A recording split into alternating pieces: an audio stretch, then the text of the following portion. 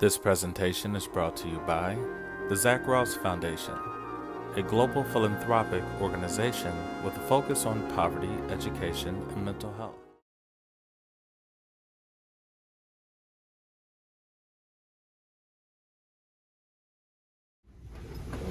Aware? Why do we hear this so much in society today, you think? What's that? Conspiracy theories. So people just believing things without real evidence to support, and things that there's power structures beyond what we see or know.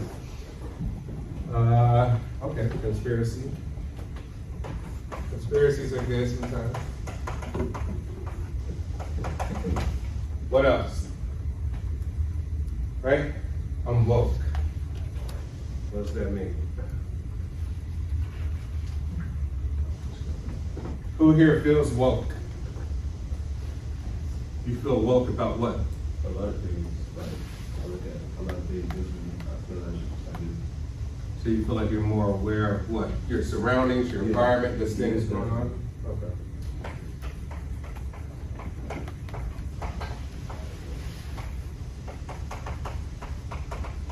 Who here feels sleep? Feel sleepy. Think of this, right? That the old saying, ignorance is bliss. What does that mean? It's like you don't really want to accept anything new. Really? Does it? I'm not sure if it's not about accepting anything, but it could be. But could be. What's ignorance is bliss to you guys? Yes. Because there's kind of like a lot of bad things around your environment, so you kind of just like ignore them and like are not aware of them and kind of like believe it to half your life, I suppose. Yeah, think of it, right? Are you more content knowing or not knowing?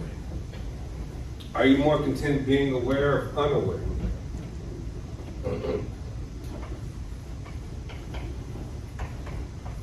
Is knowing too much a bad thing? Is being too self-aware a bad thing? Right? Which could say like, hey, I don't involve myself, I don't think about none of that, I'm happy. Or I'm very active, I involve myself in everything going on around the world, I'm sad. I got a lot of anxiety, I'm depressed. Why are you depressed? All right, think about everything that's going on, right? We're all gonna die one day, everybody we love, ever love, no matter who they are. We won't exist 1,000 years from now, no one will even remember our name, right? But yet here we think how special we are, right? I'm special, I'm gonna be great, I'm gonna succeed, yada, yada, yada. For what purpose? Maybe we don't even know why. So in the big story, you're kind of like, well, the story is not 50 years, 100 years. The story has been around for a long, long time, right? And so we have these questions about, what does this all mean? Who are we? Why are we here? So consciousness, right? A little bit of history. We talked about the psychologist Buck last class when we talked about the early history of psychology, and he kind of pinned consciousness and went down, talked about it a lot. So the late 1900s, they kind of viewed consciousness as states of consciousness, rather than just like immediate instances of consciousness. So a state of consciousness would be like, hey, I'm contemplating, I'm meditating, I'm very introspective about what's going on. There's some things going on. I need to make big decisions. Consciousness focus was often replaced by behaviorism. Last class we talked about behaviorism, dealt with just observation of human behavior, working backwards to see why do we do things, why do we act the way we do. Or we form habits the way that we do. And after 1960s, and from the 80s on, consciousness become huge. So really consciousness, when you talk about psychology, is kind of the main thing right now. So you say like, it looks like the biggest thing taking over psychology is consciousness. Probably some of the reasons is, when we look at like astrophysics, we start to learn a little bit more about the universe, right? Now we can understand black holes. We can see this size of our immediate universe, right? We're not sure if there's multiple universes, multiverses. We can understand quantum physics a little bit more, quantum gravity, all these different things. So we're kind of like building up this awareness of like, hey, what is this real whole story of our entire existence about? So consciousness is huge, right? In psychology right now. It's really a stronghold. Current definition, awareness of self and environment. I'm trying to think. You know what, the definition could be somewhat fluid, right? But we'll say from a physical, just brain point of view, we can say awareness of environment itself. Bless you. But I think it's more of a selection of something. Like you're automatically selecting something. Or it's not automatic, you are focusing on something. You're selecting to focus on a particular thing. Think of this in class, right? So as you go through the next, 40 minutes in this class, try to be self-aware. You're like, hey, you know what? Okay, I'm bored. I'm looking at my computer. I'm bored. I'm looking at my phone. Okay, I'm gonna go back. You said something interesting I like. Okay, then say something interesting. What I gotta do tomorrow? Okay, what about after this? Like, think of all the times your brain just like, how often you can actually focus. Which means you may not be conscious. Remember we said 90% of stuff, most of the time, not conscious of. So even if I'm up there talking, Professor Ross, I got 3% of what you said, right? That caught my attention. The rest was garbled. That happens in every class, right? All in your education, like, existence. You're only going to catch certain things, that consciousness, that direction towards awareness of specific things that hit you. Like, well, why did that happen? Why does that thing hit me, but everything else was like, whatever. But think of that, as you go through this class, like think of how many times you think about stuff, right? Your fixation on something, social media, clothing, this, that. And you're like, why does this happen so much? Why are these particular things that I think about, where do they come from? Like, why is that of importance? So think your brain is actually selecting. That's what I said, a better kind of definition is selecting. You're selecting what's important, what's not, right? And think of evolution while we have these brains, our particular brains, because nature says, I'm gonna select this. I select this, I'll pass it on, pass that on, this one will go away.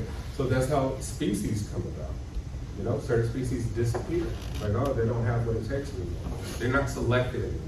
They weren't chosen by nature anymore, right? We're here, we're chosen, and I don't know if we'll be here forever, because we may not be important to nature at some point. Like, hey, all the things that happen inside that nature controls, like we get rid of it, everybody's gonna die. But think of that. So that's what I'm saying, like we always think how I'm in control. Like not really, not even sometimes your consciousness. The stuff that hits your mind, like, all right, that's important, I'm listening now, right? Selective attention. You're like, I don't even know if you actually chose that. It may have just came in. Now you're like, oh, okay, crap, let me think about that. Right? So think of that. But we like to say I'm in control of my destiny, yada, yada, yada. Some of it is true. I think very little of it is true.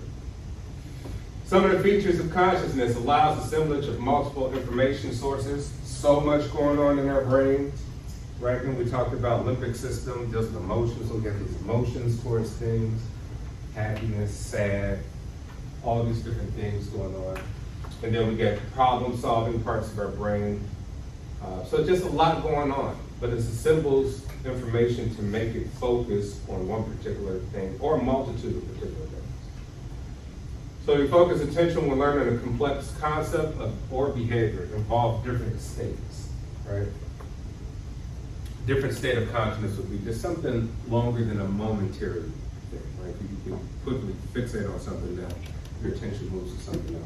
But a state would be something where you're actually utilizing that consciousness to understand something. Some states that occur spontaneously, think of in this class or any other class, you're gonna start daydreaming, right? Let's say you daydream, I'm gonna be the greatest basketball player one day, right? I'm gonna be on TV every day, I'm gonna make all this money, People are gonna love me. That could be your day trip in this class, right? Drowsiness, right? Yawning. Like, why did I just yawn? I didn't choose to yawn. You didn't choose to yawn. You just yawn. Right? And dreaming. Dreaming is a state of consciousness. And also part of the subconscious as well, too, kind of blended together. Some that are physiologically induced hallucinations, right? Your body's in a certain state. Well, you can start to hallucinate. You can start to see things that aren't there, hear things that actually have no sound. Other things, orgasms, right? Physiologically induced, right? Food or oxygen starvation. Those are things that again impact your consciousness, right? You deprive yourself, someone starts choking, guess what? A lot of things are gonna go into your head of survival, right? How do I get out of this? You're thinking a billion things in a few seconds. Some that are psychologically induced, sensory deprivation.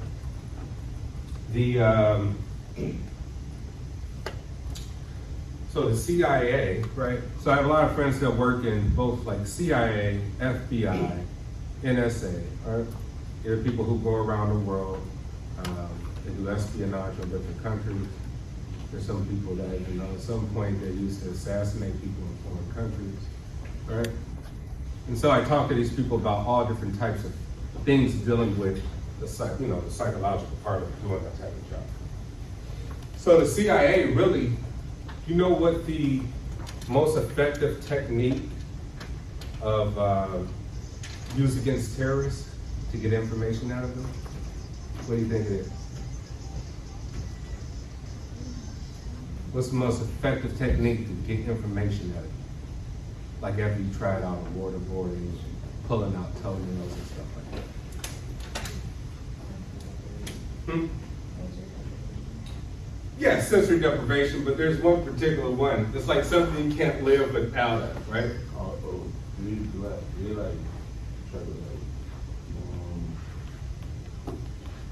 There's another deprivation of some sort.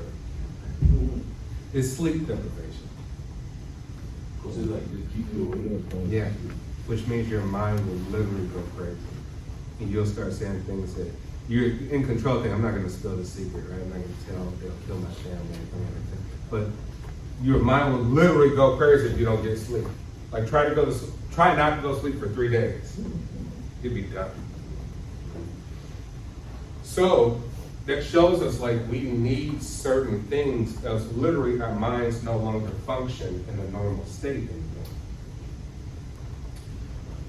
anymore. So yeah, I mean, that was sleep deprivation I'm talking about, but sensory deprivation, right? You know, you kind of depriving people of touch, taste, sound, all of these things. In which case your body's not used to it. So now it's like, hey, what the heck is going on? You know? You'll go crazy. Think of you're in solitary confinement. You go to jail, you commit a heinous crime, and now they throw you in the hole. In some places, it's like the real hole, right? Which means they throw you in pitch black darkness, away from everything else, so you don't hear anything. There's no light, so you don't have any light to know what's going on, right? Your mind will go crazy too. And guess what? You might start following instructions at that point. And meditation. So meditation could be brought on by yourself. Like, hey, I'm gonna sit in peace and meditate and think about something important. Think about why I'm here, why I exist, what's my purpose, what's the reason, right? How do I get my center of balance back? How do I get rid of my stress? So you can change your brain chemistry because now you say, well, I choose to fixate and focus on some things, right? On some big, big things, as opposed to the billion things you guys are thinking about in class right now. You're thinking about 1,000 things, right? You're not focused just up here, but you're thinking about all types of stuff. Constantly, it just keeps happening.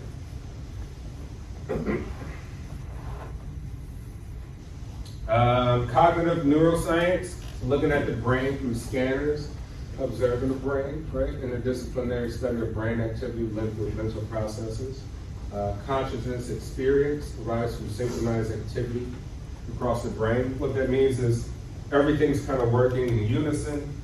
When we said the reptilian part, the cerebellum, the emotional part, the limbic system, and the newest part, the revolution, that neocortex, everything is working together to create some sort of activity in consciousness.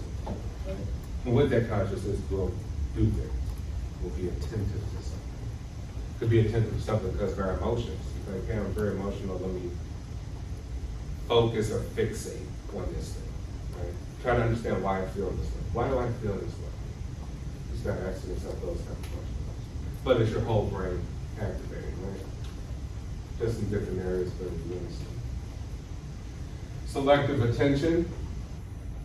Once again, I might say something that you'd be like, okay, that's interesting, Professor Ross. That thing was interesting, right? You're like, you said 7 interesting things today. I mean, like the rest of the hour in the brain, anything you said, right? And that goes for anything else. But think of all the information that you're receiving all day.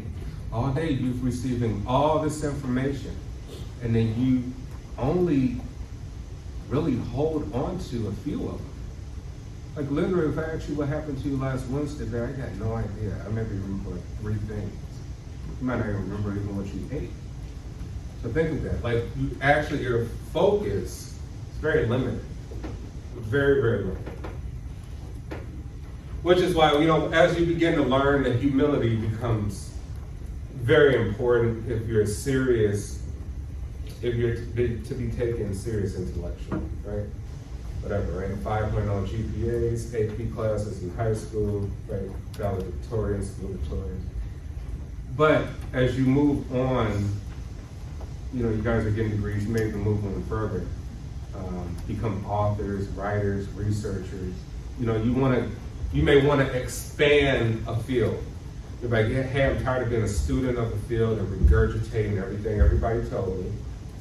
Now I got some new, fresh ideas. Right? I'm vastly aware about what you're talking about in all these classes, but guess what? I got some really creative ideas and I want to expand on that. What about this? Has anybody ever thought about this? And that's the people who change the world. The people who say, has anybody ever thought about this? People that don't change the world, and people just say, oh man, that's it. That's the way it is. Right? So remember going back to talk about education, we say like bachelor's is to traject you to get a decent career to move on to your next phase in life. Master's typically is to teach others. So you're in graduate courses. You're learning how to really kind of teach the principles to people. But once you get to the doctorate level, you say, man, I just contributed like a small dot of information to that field. That's it.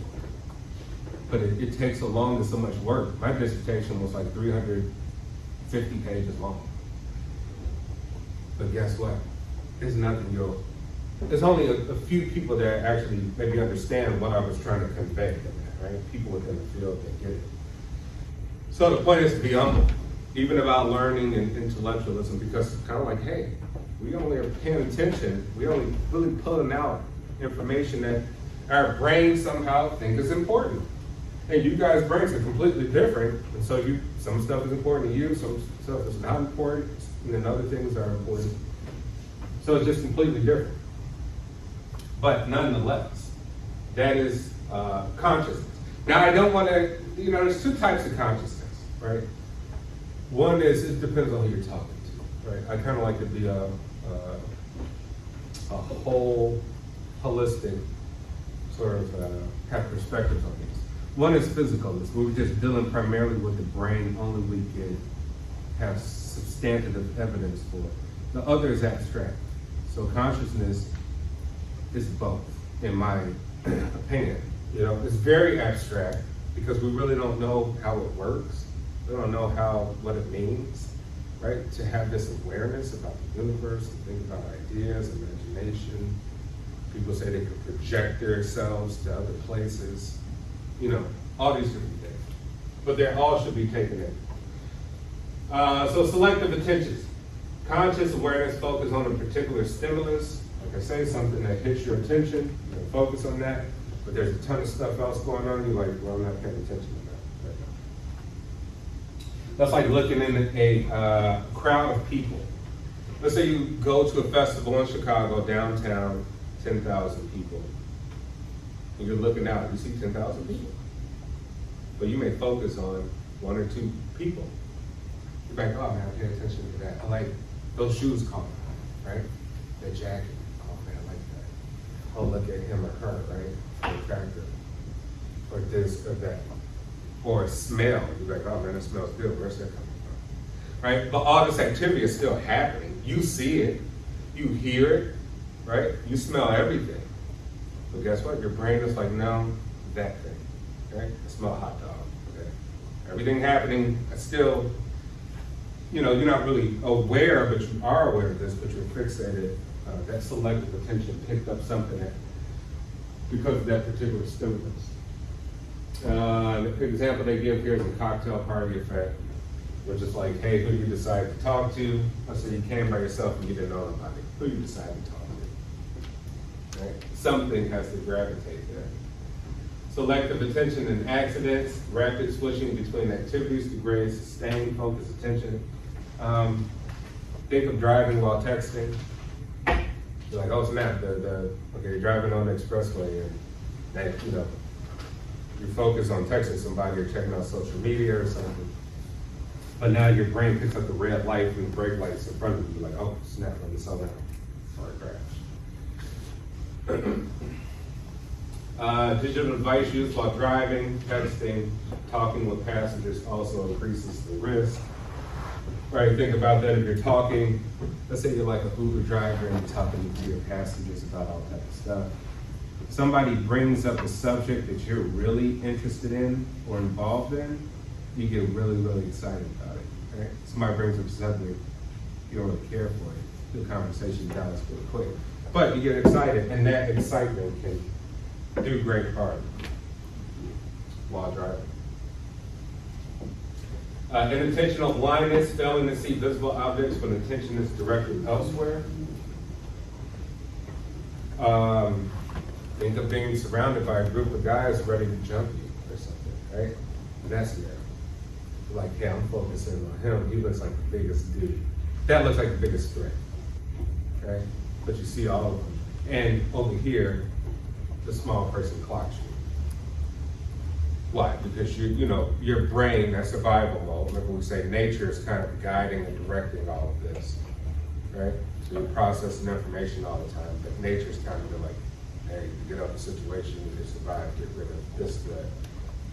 This is the priority, these are less priorities. It kind of organizes and prioritizes things based on importance. So think of that, whatever you pick up to you is important. Everything you focus on is important to you. Nature's kind of saying like, hey, this is important to you.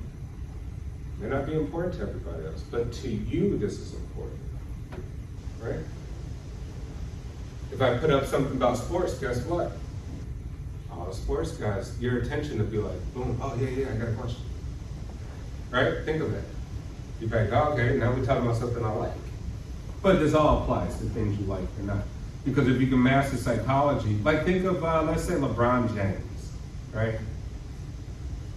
Michael Jordan's the greatest basketball player of all time, by far. But think of a person like LeBron James, and you're like, well, ultimately he's really great because he's an intelligent basketball player at the end of the day, right?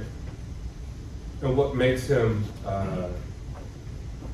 great is just the basketball knowledge. So you're like, hey, he understands the behavior on the court.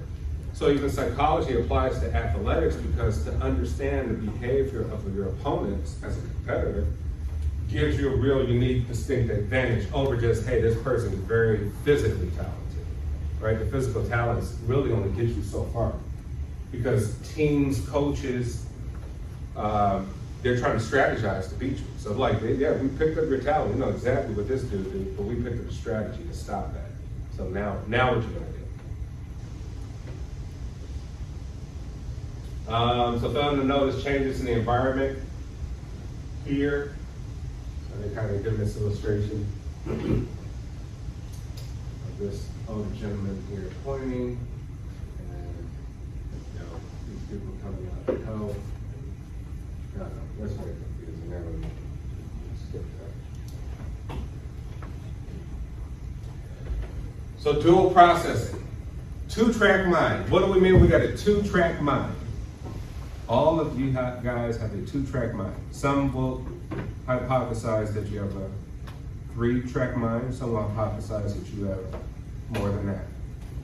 But as far as we can actually provide evidence for it, what do we mean you have a two-track mind?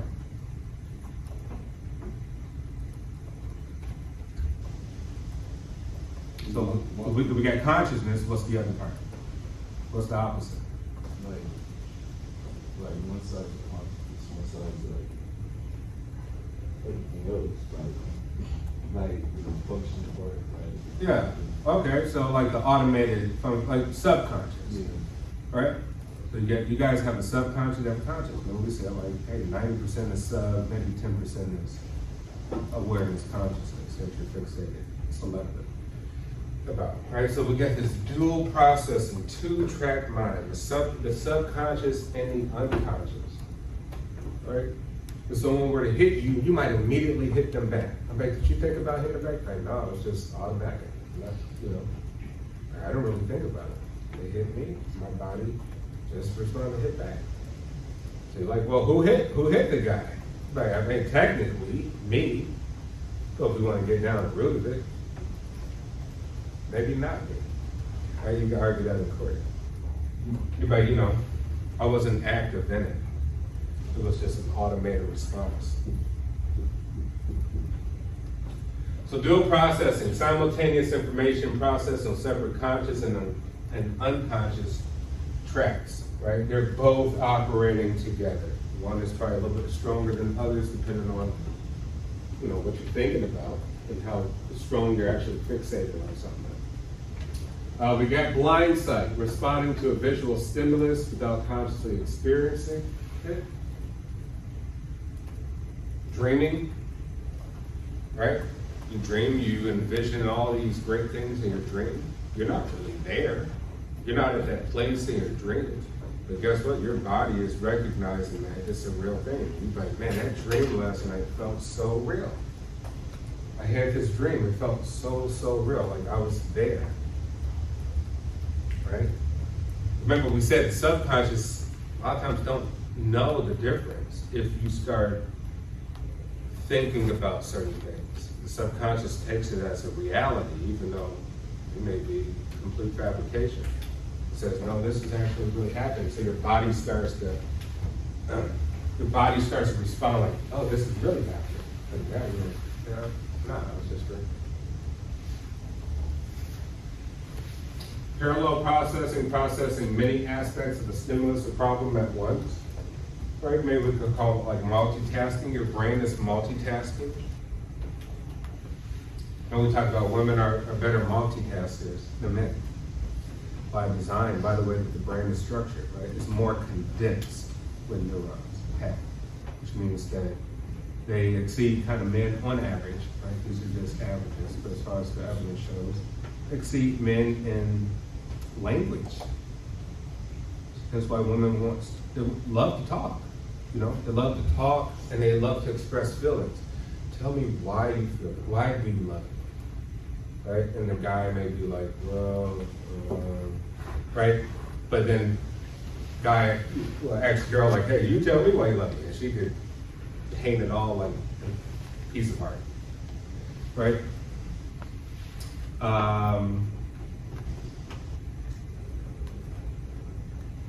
So yeah, multitasking, right? But we all have it. You guys are thinking about different things. You're thinking and you're writing notes. You're writing notes and you're thinking about other stuff. You're working on stuff from another class. Whatever you do. You do multiple things at once for the most part. Sequential processing one aspect of a stimulus problem at a time. Which is just like, hey, your brain's ordered this very important, I really need to finish this task. It becomes very task oriented. Let me finish this task, and then I'll reactivate and be conscious about that next task. instead of multiple things at once. Biological rhythms. So we have two biological rhythms here. We have 24-hour biological clock, which we're on. In reality in physics, a day is actually, 23 hours, 56 minutes and 4 seconds or something. All right? So we're shy of 24 hours a day. But 24-hour day cycle here, to keep it simple, 90-minute sleep cycles. That's primarily for like children. So small babies, they don't sleep the same way that we sleep, right? We'll fall asleep, say 10 o'clock at night, wake up 6 o'clock in the morning, repeat. Babies will take naps for an hour and a half, 2 hours, wake up, feed them, let them play, take another nap, hour and a half. And other species of animals kind of do the same thing. They take naps throughout the day, right? Birds, squirrels, right? They have to preserve their energy and focus on gathering food, whereas we are a little bit more of a convenience than that. So this is called our circadian rhythm, pretty much for everyone who's not a baby. So we have an internal biological clock. Some people, anybody here ever work overnight? No, graveyard shift. Working overnight can really impact the way that you think. It can impact your health in negative ways because we have this internal biological clock. We're hardwired to primarily sleep at night when the moon is out, the sun is gone, right? And wake back up when the light is coming back, when the sun is coming back. Can be altered by age and experience. As you get older, you may find you need to take more frequent naps to preserve your energy. And then you have people who say like, hey, I normally go sleep 2 a.m. in the morning versus morning times. I used to be like 2 a.m., 2, 3. I'm like, I could do my best thinking at night. Be up at 2 in the morning, drinking a cup of coffee or something, right? Get older, you stop doing that. It doesn't work well throughout your day. Any questions so far?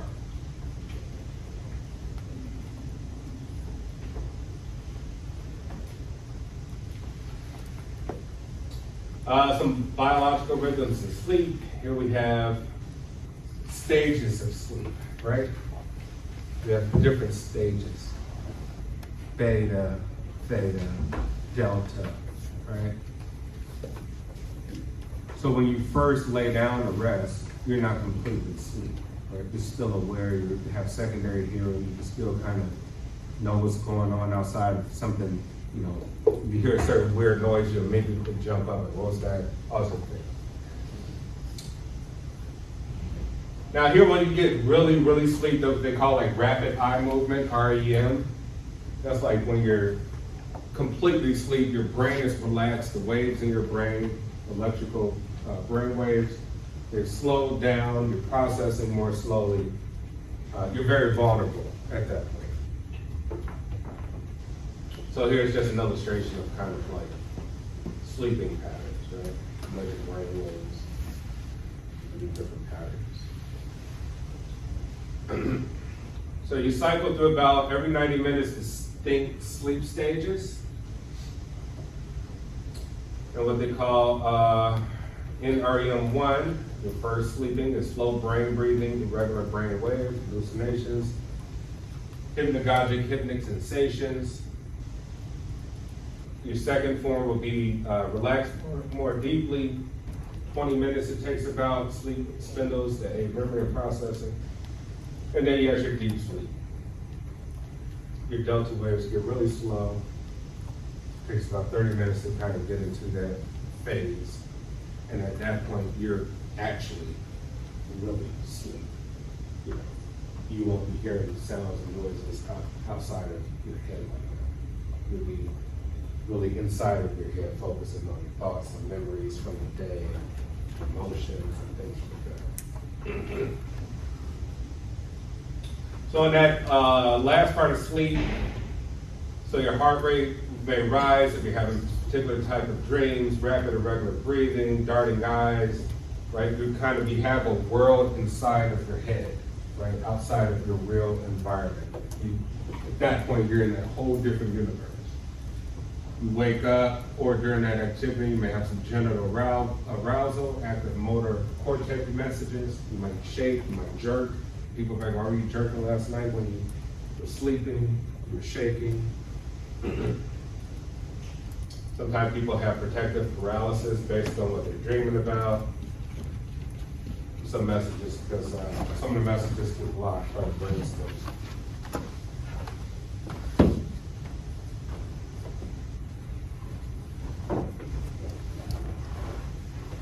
Sleep patterns. What are some things that affect our sleep patterns?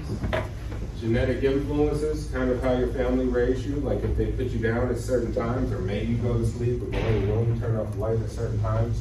That kind of carries on throughout your life. You know, how disciplined they were with that. Cultural influences. You know, maybe you got to get up super early to do work based on your culture. Like, hey, we got to work hard. We get up at 4:30. We do these things. So think of this. Think of this concept. Right? Because we like to say, hey, this is reality, right? This is reality. What you see is reality. In all regards, I think what we're saying, what we see is human reality, right? Make no mistake about it, other species of animals see different things. The stuff that you see made by light, photons, is only on the spectrum of what we call visible light. Means we have to change images so that human beings can actually see in a way that they would see, right? The way that their eyes take in this light on a certain spectrum and process the information and produces color, right? So in reality, you might say the apple is, what color is the apple? But to humans, the apple is red. That would be the correct answer. But then someone said, what color is the apple? Like, I don't know. Right? So when we see white light, and we see a shining, bright white light, we don't see all the colors in the spectrum. Right? Red, yellow, all that stuff. But in essence, all of that is there. The only thing we see is white light because that's the spectrum that we, as human beings, with our vision, can see. So that's why I say, when you think of consciousness, you're like, well, okay, you need to be purely about the brain, but it's very abstract too, because we're trying to understand the nature of reality. And reality is a hard thing to understand. What we're saying is human reality. Right? That may not apply to dogs. Dogs don't see in color for the most part. Right? It may not apply to other species, elephants, all these different things, the way that they're conscious about things. So think of how fascinating that is. But yet we so much hold on to like, no, this is the ultimate reality. This is the end all be all. We're like, no, this is just evolution produced us to be these particular species. And we see things and smell things and hear things in the way that evolution says, I want you to hear it, smell it, and see it. It does not apply to everything else out there. So is there ultimate reality? Who knows? But these are things to think about. That's why I say consciousness is could be very abstract.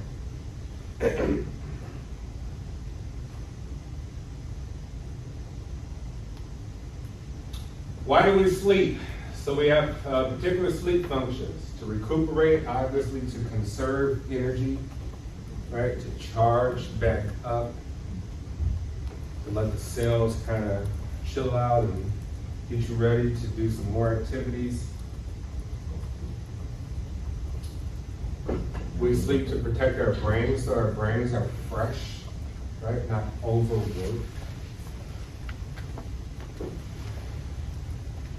And restore, rebuilding the fading day memories, right? Now we said we've taken all this information, but we were selective only about a few, what we thought was important in a day. But now when you go to sleep, that subconscious what took in all that information, right? The stuff that you focus on important was conscious. But the subconscious was like, well, we took in all this information. Now I'm gonna start processing it, and I'm gonna pick up new things that I didn't initially wasn't aware of, right? I'm like, oh man, oh, that person was wearing that shirt. Oh man, okay. Those shoes, that happened. I wonder why that person said that. Why did they say that? Why did I feel that way? Your brain starts to process all that information, and then it starts to pick and choose. And then you can have weird lucid dreams based on that. Now your brain's doing weird things like, you're like, oh man, what was that about? Did that actually happen?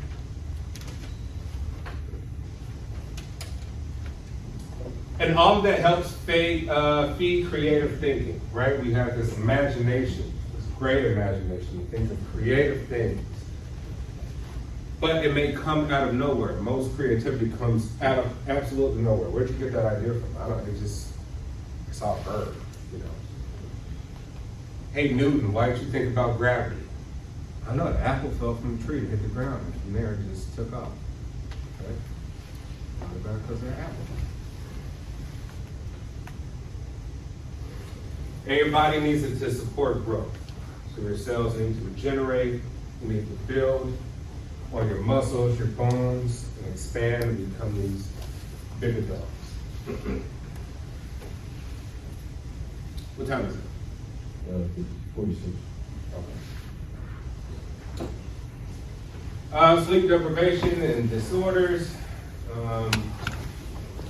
Sleep debt takes at least 2 weeks for recovery, which means that sleep is extremely important to being a healthy, functioning person, or optimal sort of progression. In unrestricted sleep, people average about 7.5 to 9 hours of sleep after sleep that's paid off.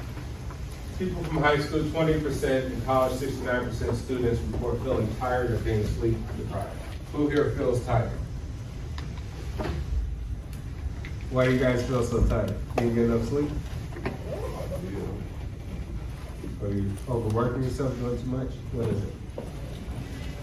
Well, there's something to think about, right? So talking to a lot of you, you're like, well, I take 5 classes, like I'm trying to get out of it. I'm not trying to go to college, basically, right? But you do still have to manage your sleep time. If not, you're gonna crash. Which means you can keep pushing yourself, and push, just keep doing it, crank it out. But if you get overworked, nature's just gonna be like, all right, we're done, we're shutting down. Try to manage your sleep well. Sleep is extremely important. Take naps in the middle of the day, here in school, go sleep in a chair if you have to. Because if you don't, things that can occur from sleep deprivation, you can be angry. Like I'm in a horrible mood. I don't want to talk to anybody. I'm crazy, right? You get depressed. Like, oh, my brain chemistry started to change because I'm not getting enough sleep. Right? Not producing a lot of serotonin and melatonin, these things. Productivity can decrease the risk for accidents, right? You're tired, you're trying to get to where you're going, you're trying to get to an early class. Weight gain, right? Your body's not processing your metabolism well. You're starting to eat late and do things like that, which is bad. So sleep is very, very important. Okay, what else? Well, in class here, but anybody have any questions before we go? All right. We're gonna get close after this week. We'll be taking our exam next week. In which case, I'll give pretty much the idea of the 5 questions I'll ask, before I get early in the week. And you guys can work on that. But we'll talk more about the exam, so nothing's gonna be like a surprise, that you're not prepared for it. You will be prepared.